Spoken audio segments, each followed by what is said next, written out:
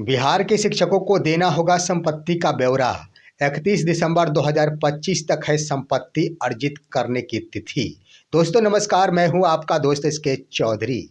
आखिर बिहार के तमाम कोटि के शिक्षकों को इस बार वर्ष 2024-25 का संपत्ति का ब्यौरा जमा करना है। जो खबरें आ रही है उसके अनुसार दोस्तों अभी तक शिक्षा विभाग के स्तर से कोई भी पत्र जारी नहीं किया गया है, लेकिन इसी क्रम में शिक्षकों ने आखिर अपनी जागरूकता बढ़ा दी है कि हम अपने संपत्ति का ब्यौरा किस तरह देंगे और क्या देंगे।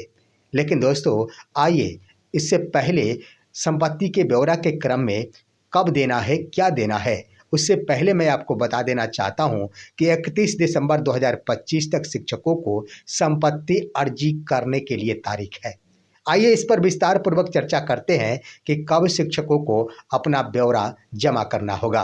लेकिन इससे पहले दोस्तों अगर आपने अभी तक हमारे इस चैनल सुसत्य वचन को सब्सक्राइब नहीं किए होंगे तो कृपया अभी सब्सक्राइब कर लेंगे। दोस्तों बिहार के तमाम कोटि के शिक्षकों को संपत्ति का ब्यौरा देने संबंधी खबरें चल रही है। खबर आ रही है कि नियोजित शिक्षकों को भी देना होगा, विशिष्ट शिक्षकों को भी देना होगा, विद्यालय अध्यापकों को भी देना होगा, नियमित कोटि के शिक्षकों को भी देना होगा, प्रधान शिक्षकों और प्रधानाध्यापकों को भी देना होगा।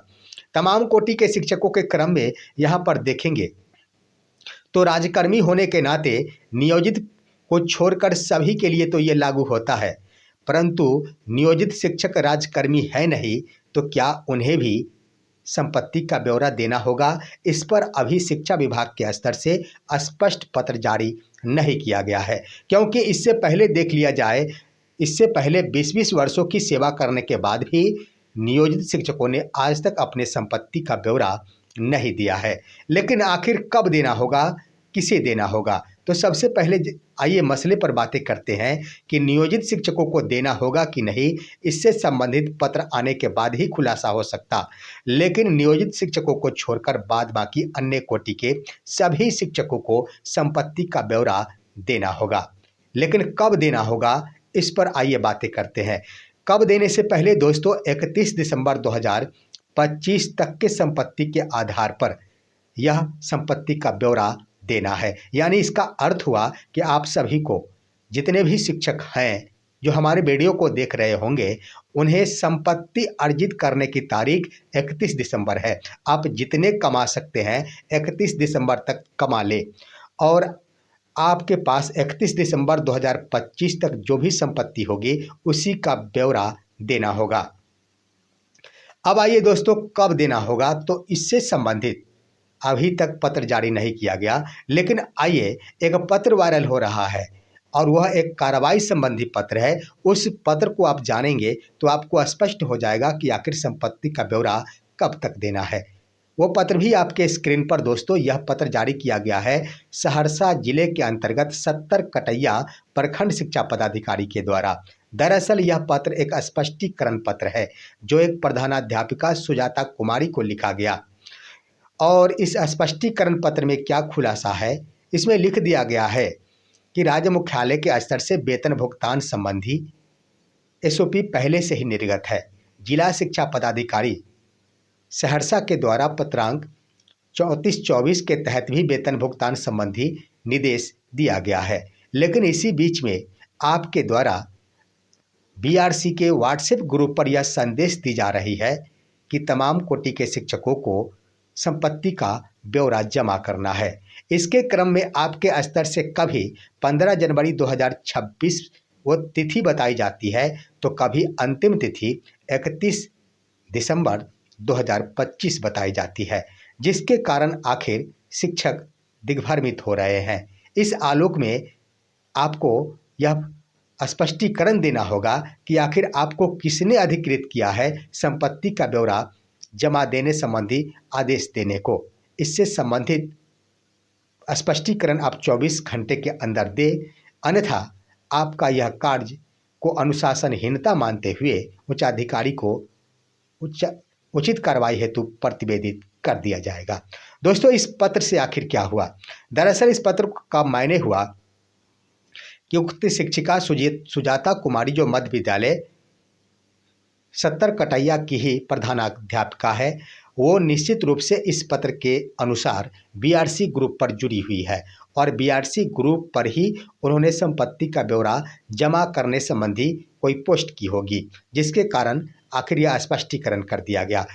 तो यहाँ पर स्पष्टीकरण के क्रम में प्रखंड शिक्षा पदाधिकारी 70 कटैया के द्वारा जो बातें आई कि अभी तक विभाग के द्वारा संपत्ति का ब्यौरा जमा करने के क्रम में कोई भी दिशा निर्देश जारी नहीं किया गया है। यानी सीधा सीधा अर्थ हुआ कि जब शिक्षा विभाग के पदाधिकारी, ऊपरी पदाधिकारी, कम से कम जिला स्तरीय पदाधिकारी तो होने ही चाहिए, जिला स्तरीय पदाधिकारी जब यह पत्र जारी करे कि शिक्षकों को कब से कब के बीच में संपत्ति का ब्यौरा जमा करना है, तभी शिक्षक इसकी तैयारी करना सुनिश्चित करे और संपत्ति का ब्यौरा दे। दोस्तों, इसके क्रम में हम कहना चाहेंगे, वास्तव में तो 31 दिसंबर तक शिक्षक जहां शीत लहर की छुट्टी मना रहे हैं, शिक्षकों को 31 दिसंबर 2025 तक तो हर हाल में छुट्टियां में ही अपने दिन को काटनी चाहिए और साथ ही साथ यह समय संपत्ति अर्जित यानी इतने दिनों में जहां कहीं से भी संपत्ति आने वाले हो उस सभी को संग्रहित करके रखना है और 31 दिसंबर के आधार पर अपना रिपोर्ट सुपुर्द करना है। अब आइए दोस्तों, संपत्ति के बारे में आखिर क्या देना उचित होगा। उचित होता ये है कि जो संपत्ति का ब्यौरा का फॉर्मेट जमा किया करना होता है उसमें जो एम्प्लॉई है यानी शिक्षक है उनका भी ब्यौरा यानी उनका नाम, उसके बाद अगर पति या फिर पत्नी है तो उनका, उसके बाद 2 आश्रित 2 बच्चों के लिए वहाँ पर जगह होता है।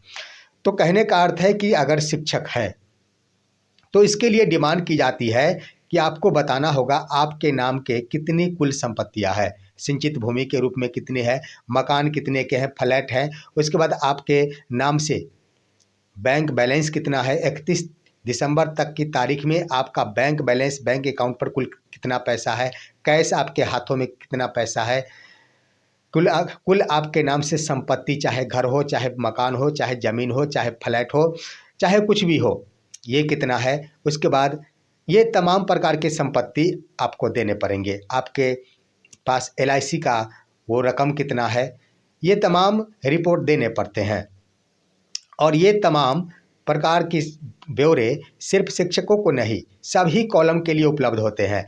यानी शिक्षक हैं तो उनकी पत्नी के लिए भी यही जगह रहते हैं, उनके पत्नी के नाम से ये तमाम अगर है तो उसका ब्यौरा देंगे बारी बारी से, कितने रुपए के मूल्य यहाँ पर निर्धारित करना पड़ता है, मूल्य देना ही पड़ेगा।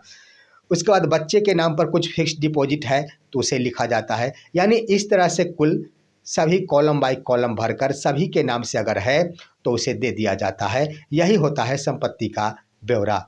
और सबसे बड़ी बात कि संपत्ति का ब्यौरा देने के क्रम में छुपाने की कोई आवश्यकता नहीं होती।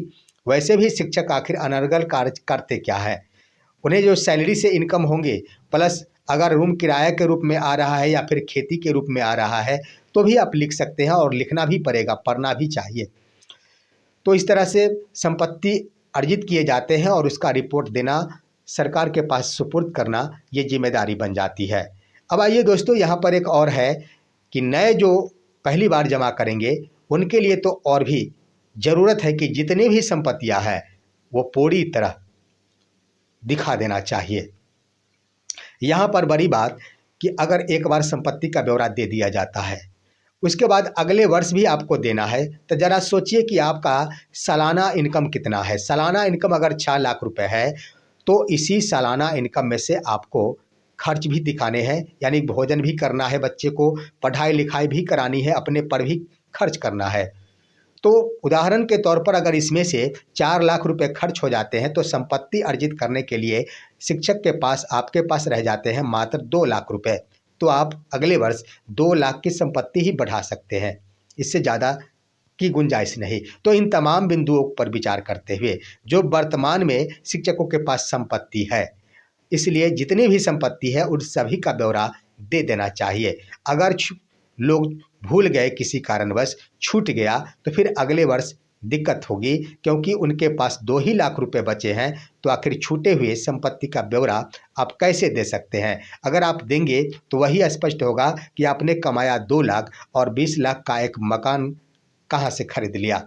तो इस तरह से दोस्तों अंत में हम यही कहना चाहेंगे कि संपत्ति का ब्यौरा कोई बड़ी बड़ा दस्तावेज नहीं है और जितने भी संपत्ति के ब्यौरे हैं उन्हें जमा कर देना चाहिए, लेकिन इंतजार शिक्षा विभाग के पत्रों का अवश्य किया जाना चाहिए। फिलहाल इस पर आप क्या कहेंगे? अपनी राय कमेंट के माध्यम से दीजिए। साथ ही साथ हमारे इस वीडियो को लाइक कीजिए, अपने दोस्तों के पास शेयर कीजिए और अब दीजिए अपने दोस्त को इजाज़त। हम फिर मिलेंगे आपसे अगले वीडियो में, तब तक के लिए नमस्कार।